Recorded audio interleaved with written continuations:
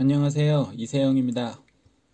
격동의 시대를 살다간 열혈 청년 도전사 세 번째 강의가 되겠습니다. 뭐 듣는 사람 없지만 벌써 이제 세 번째 강의가 됐네요. 지금도 이제 새벽 시간이고 아이들이 잠을 잘 때 이제 몰래 방에서 이제 음성 녹음을 하고 있습니다. 사실 음성으로만 녹음을 해서 좀 뭐랄까 이제 좀 성의가 없죠. 그쵸? 요즘처럼 이제 미디어 영상이 엄청 발전한 시대에 이렇게 음성으로만 이제 딱딱하게 이제 그리고 편집도 안 하고 이제 목소리도 별로 좋지도 않고 또 누가 들을지도 모르는 이 강의를 저만 혼자 재미있어서 이렇게 녹음을 한다는 게 뭐 저 나름대로 이제 경험도 되고 추억도 되고 하는 것 같아요. 어쨌든 뭐 청년 여러분들이 언젠가는 이 강의를 혹시 듣게 된다면 뭐 여러 가지 좀 도움이 좀 되지 않을까 그런 희망을 갖고, 자, 지난 시간에는 청년의 역사적 의미에 대해서 이제 살펴봤어요. 청년의 역사적 의미. 1900년이라고 하는 그 시기 전후로 우리나라는 신분제가 이제 막 없어지고 또 한편으로는 일제 침략이 본격적으로 진행이 되고 기존에 있었던 전통 가치관, 생활 양식이 엄청나게 바뀌는 시기. 그때 이제 기성세대들은 이런 혼란 시기에 자기의 어떤 지위를 이제 유지하기 위해서 좀 힘쓸 수밖에 없겠죠. 왜냐면 너무 위험하고 좀 너무 두려우니까. 이럴 때 이 시대를 새롭게 이제 맞이하면서 개혁과 변화를 이끌어가는 세력이 누구다? 바로 이제 청년이었다. 그래서 닫힌 사회에서 열린 사회로 갈 때 그 주역은 역시 청년이었다. 그렇기 때문에 여러분들이 역사의 주체다. 그러니까 희망을 갖고 지금 시대도 여러분이 바꿔나갔으면 좋겠다. 이게 제 내용의 핵심이었고요. 오늘은 그 열혈 청년 중에 실제적으로 역사적 사례를 봐야지 여러분이 진짜 나도 열혈 청년인가? 라고 이제 느낄 거 아니에요? 그래서 그 세도 정치부터 8.15 광복이라고 하는 아주 격동의 시대, 나라를 빼앗긴 그 격동의 시대를 살다간 선배 열혈 청년 9명에 대해서 잠깐 간략하게 소개를 하려고 합니다. 이 청년들의 특징은 기본적으로 물론 다 이제 역경이 있었고 살았던 시기가 조금씩 달라요. 몇 년씩 이제 차이가 있고, 그래서 이 인물들의 청년 시절을 이렇게 설명하다 보면은 자연스럽게 이제 세도 정치에서 8.15 광복까지 이어지게 됩니다. 그리고 또 이 청년들이 이제 있었던 이제 분야는 일부 겹칠 수도 있겠지만 보통 이제 일했던 분야들이 다 달라요. 그래서 이 강의를 듣는 청년들도 여러 분야에서 일할 거 아니에요. 그쵸? 뭐 공무원으로 일할 수도 있고 일반 예를 들어서 뭐 NGO 단체 같은 데서 일할 수도 있고 기업인으로 있을 수도 있고 아니면 어떤 회사의 일반 노동자일 수도 있고 또는 이제 예체능계에서 일할 수 있는 분도 있고 종교인이 있을 수도 있고, 그래서 그런 어떤 여러 분야의 어떤 인물들을 다루는데 그 이유는 그 일제의 어떤 침략이라던가 그런 고통이 각 분야에서 어떻게 일어났는지, 그리고 나는 관심은 없겠지만 각 분야에서 또 열심히 일하고 있는 나름대로의 또 다른 열혈 청년이 분명히 있거든요. 그래서 내 분야만 생각할 것이 아니라 다른 분야에서도 그렇게 일하는 열혈 청년들이 그 분야를 받쳐주고 있기 때문에 시대가 이렇게 이제 안정적으로 흘러갔다라고 하는 부분을 좀 설명하기 위해서 이런 어떤 그 인물들을 이제 골랐습니다. 자, 그래서 이제 먼저 이름 한번 쭉 얘기해 볼까요? 첫 번째 인물은 오경석이라는 분에 대해서 이제 설명할 겁니다. 아마 좀 낯설 것 같아요. 오경석은 중인 출신의 이제 통역관이었어요. 다시 한번 그 분에 대해서 조금 설명을 할게요. 그 두 번째로 이제 다룰 분은 서재필입니다. 아마 서재필하면 독립신문으로 아마 좀 잘 알려진 사람이어서 어느 정도 이제 좀 역사를 좀 아시는 분은 뭐 잘 알 것 같고, 자, 신돌석이 세 번째 인물입니다. 신돌석은 그 청년 의병장이기도 하고 또 평민 의병장으로서 이제 신분 차별이 있었던 시대에 나라를 구하기 위해서 이제 힘썼던 의병장이고, 그 다음에 이제 네 번째 인물은 김마리아라고 하는 여성 독립운동가예요. 뭐 아는 분도 있겠지만 아마 이제 여성 독립운동가 하면은 가장 많이 알려진 분이 이제 유관순이겠죠. 그런데 이제 어떻게 보면 유관순의 어떤 그런 업적 못지않게 좀 여성 운동가로서 정말 대단한 어떤 업적을 이루었던 또 김마리아를 다룰 예정이고, 그다음에 다섯 번째 다룰 내용은 뭐 많이 알려진 분이죠. 유일한. 그래서 유한양행의 유한양행을 이제 창업한 분. 그래서 아마 뭐 이미 이제 확인해 본 분, 뭐 잘 아는 분일 것 같은데 아마 청년 시절만 이렇게 집중 조명해서 아마 본 적은 없을 것 같아요. 그 다음에 이제 여섯 번째 인물은 이봉창입니다. 의열투쟁의 대표적인 인물이고, 이봉창 하면 또 같이 언급되는 사람이 있죠. 이봉창의 영향을 받고 같이 이제 독립운동에 이제 뛰어들었던 윤봉길. 그래서 이제 이봉창에 대해서 이제 여섯 번째로 다루고, 일곱 번째는 그 우리나라 최초로 올림픽 금메달을 획득했던 송기정에 대해서 이제 다룰 겁니다. 그래서 체육인 분야에 대해서 다룰 거고, 그 다음에 이제 여덟 번째 인물은 아마 이제 근대 미술에 이렇게 관심이 좀 없는 분들은 아마 굉장히 생소할 것 같아요. 박수근이라고 하는 이제 화가입니다. 그래서 박수근이라고 하는 청년 화가에 대해서, 그래서 이제 그 당시 이제 미술 분야는 어떻게 진행됐었는지를 설명할 거고, 그 다음에 마지막 아홉 번째 인물은 장준하입니다. 이 장준하는 사실 그 박정희 시대의 그 민주화, 독재에 반대해서 민주화했던 인물로 잘 알려진 분이고, 제가 사실 이 그 열혈 청년 도전사라고 하는 이 컨셉을 갖고 이제 처음에 이제 글을 쓰면서 강의를 이제 계획하게 된 가장 중요한 영향을 미쳤던 인물이라고 보면 됩니다. 아마 이제 나중에 이제 설명할 거고요. 그럼 다시 이제 오경석부터 다시 한번 설명하면, 이 시기가 이제 세도 정치 시기부터 해가지고 이제 흥선 대응으로 넘어가는 시기.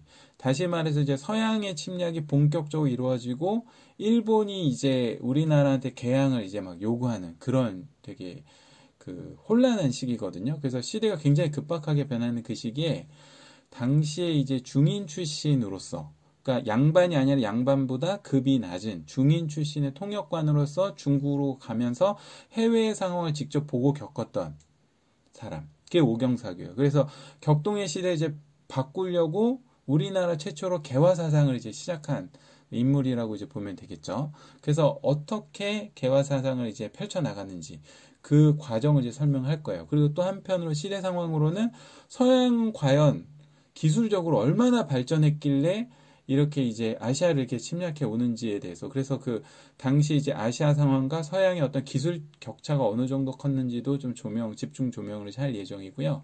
그 다음에 이제 두 번째로는 서재필. 서재필은 오경석이 키웠던 급진 개화파예요. 오경석은 중인이었기 때문에 양반 사회를 바꿀 수 없었죠.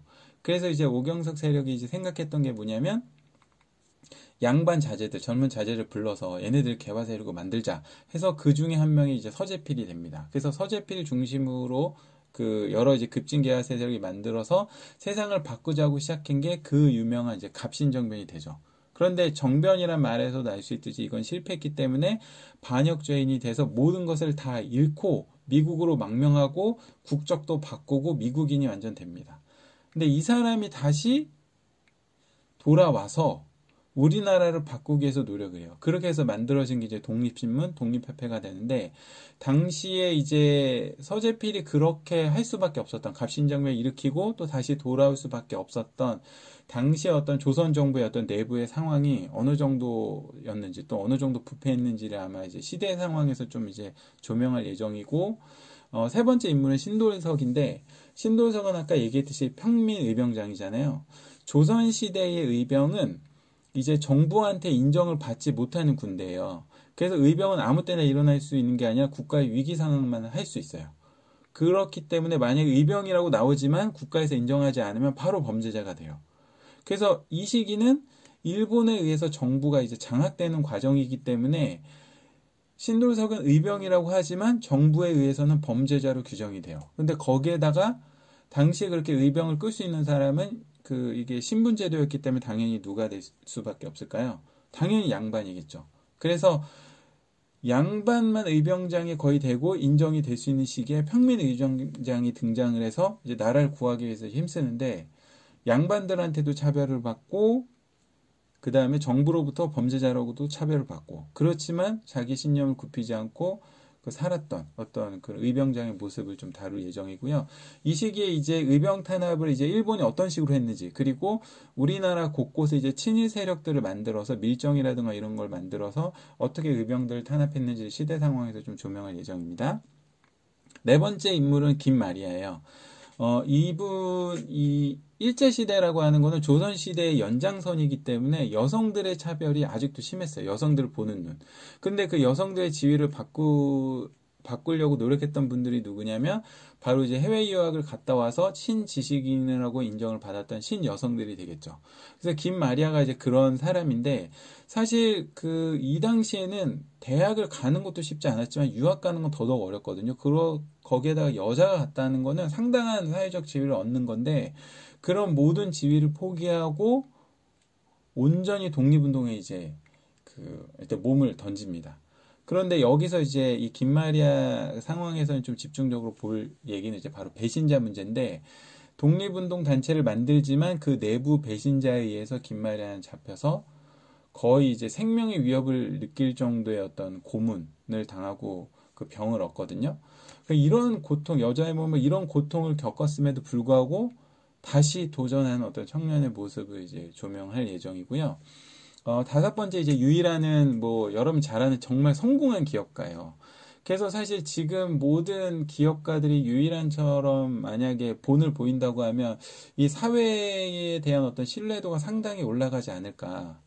기업은 이윤 추구가 1차적 목적이거든요. 근데 이윤 추구를 하면서도 그 이윤을 사회에 다시 환원한다는 생각은 정말 하기 쉽지 않은데, 유이란이 사실 어렸을 때 아버지에 의해서 강제로 미국으로 유학을 떠나요.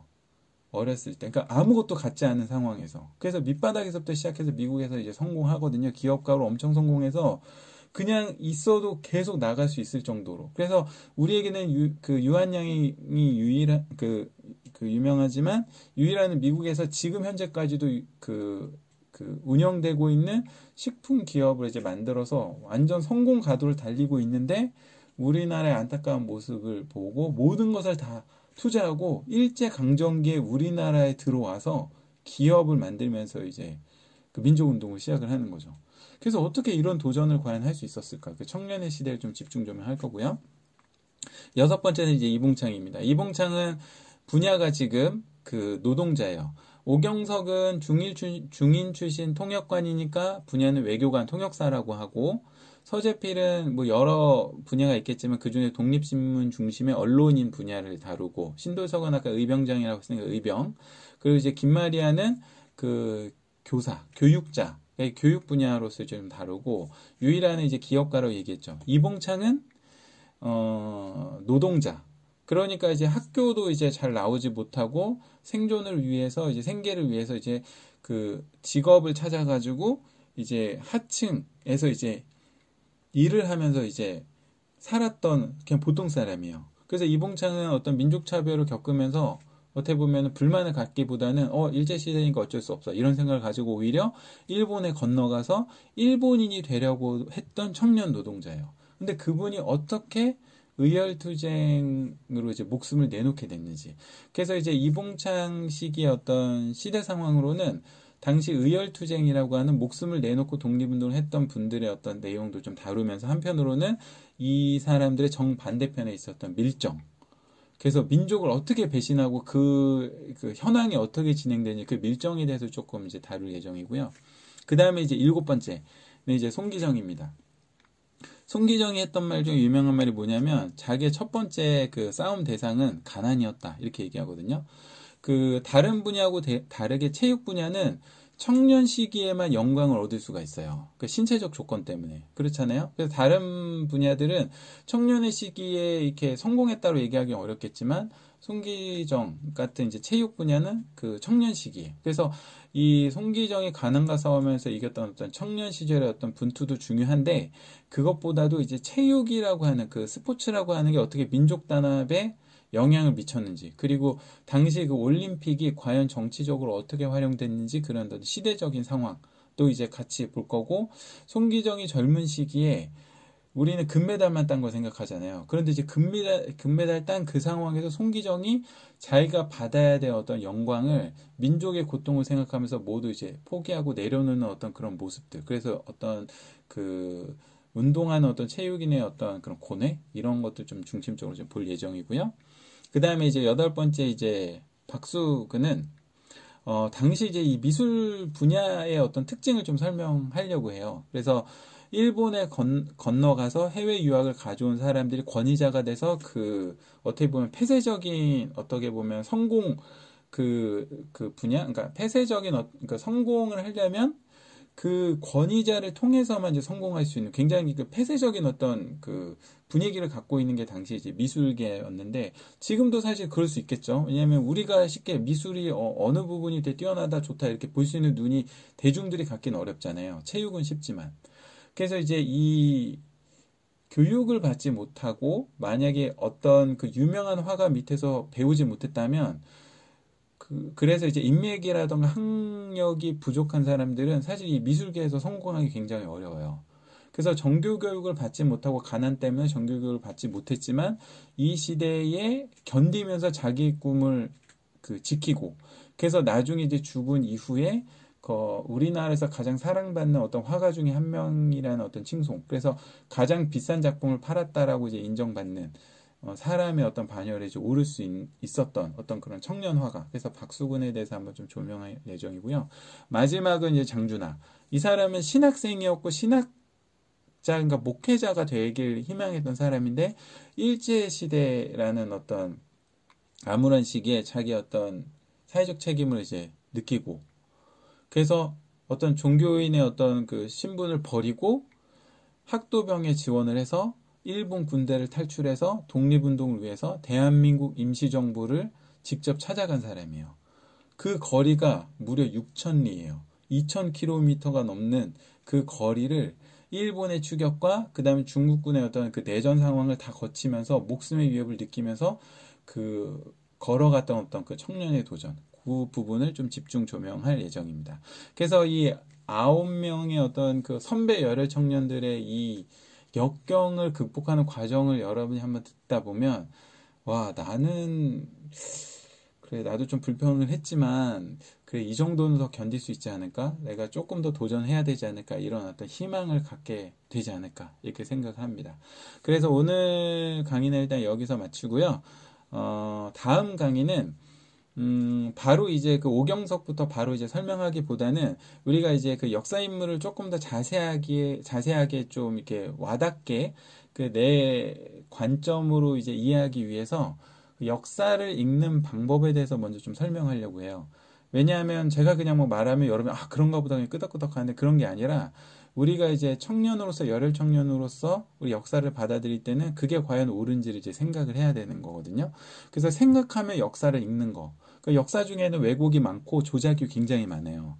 그렇기 때문에 이제 여러분이 각 청년을 이제 공부를 하고 접근을 할 때 여러분이 보고 싶은 관점으로 그 약간 역사를 이해하고 받아들일 필요가 있거든요. 그래서 다음 시간부터는 그 오경석에서부터 이제 쭉 설명을 시작하기 전에 역사를 읽는 방법에 대해서 먼저 이제 차근차근 설명해 드리고 그게 끝난 다음부터 이제 열혈 청년들에 대한 어떤 이야기를 이제 하도록 하겠습니다. 아무튼 언제 이 강의를 들을지 모르겠지만 오늘 하루도 여러분 정말 고생 많으셨고 항상 여러분들이 이 시대에 굉장히 소중한 존재라는 것을 꼭 알아두시고 그리고 여러분 이 시대에 같이 살고 있는 다른 청년들도 굉장히 소중한 존재라는 걸 꼭 기억해 두시고 내일 하루도 다시 한번 힘을 내서 살아가시길 바랍니다. 감사합니다.